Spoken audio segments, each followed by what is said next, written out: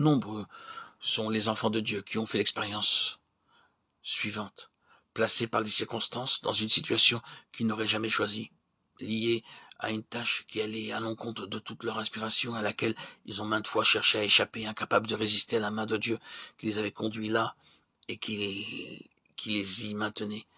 Ils en sont venus un beau jour à reconnaître une chose, c'est que c'était bien là, la place que Dieu leur avait assignée.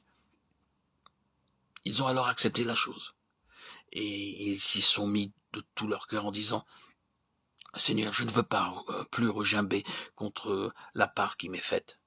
Je l'accepte, et je veux m'y adonner sans réserve.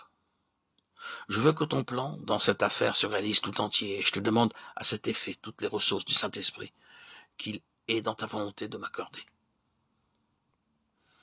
Ils ont découvert alors qu'un fragment du dessein éternel de Dieu, qu'ils n'auraient jamais pu réaliser ailleurs, se trouvait lié à leur présence là et à leur acceptation de cette situation.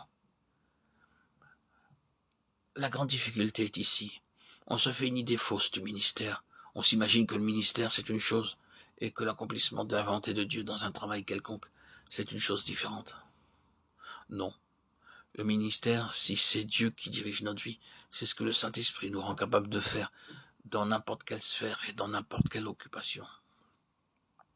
Ce sont là des remarques d'un caractère général, mais qui ne sont pas sans importance, si nous voulons aborder avec profit ce sujet de l'onction.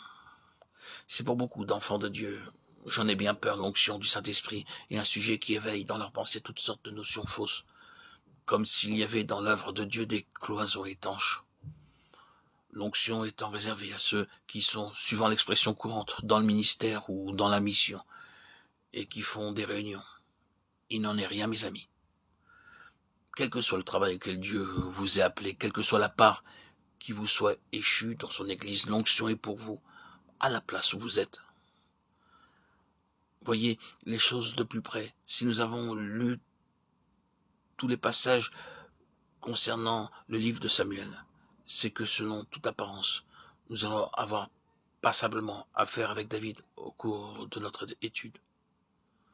Nous trouvons en effet dans le cadre de cette vie à peu près tout ce que nous avons besoin de savoir sur la signification de l'onction. Nous n'arriverons jamais au cours de ces messages à épuiser les leçons que la vie de David tient encore en réserve.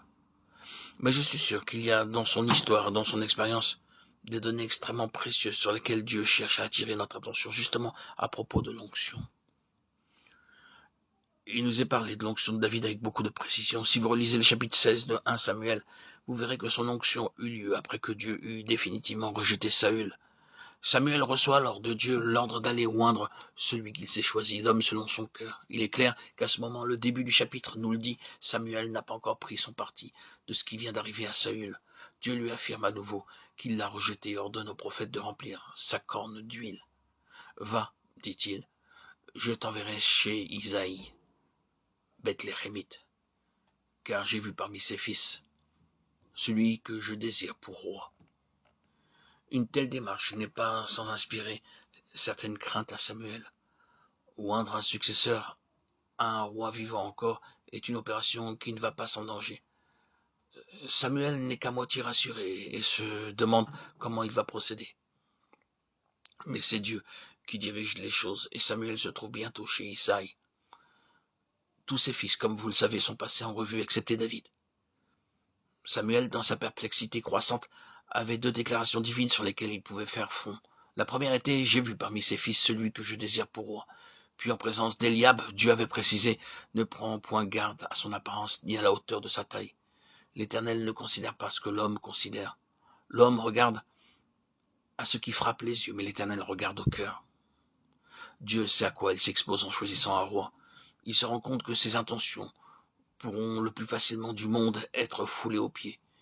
Il voit tous les obstacles qui pourront se dresser du côté humain entre sa volonté et la réalisation de sa volonté. Il prend tout en considération car il sait ce qu'il a devant lui. Une telle initiative de sa part est grosse de conséquences. Aussi prend-il ses précautions. Il avertit Samuel et le met en garde contre une appréciation prématurée. Ne prends Point garde à son apparence et à la hauteur de sa taille, car je l'ai rejeté. L'Éternel ne considère pas ce que l'homme considère. L'homme regarde à ce qui frappe les yeux, mais l'Éternel regarde au cœur.